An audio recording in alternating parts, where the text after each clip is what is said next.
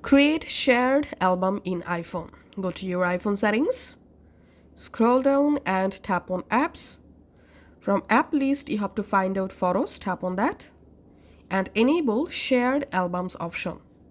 Now go to your photos app. In photos app, scroll down and here you will find shared album, tap on that.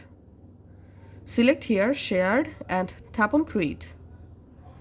Give here your shared album name, and to add photos into your shared album, tap on add photos.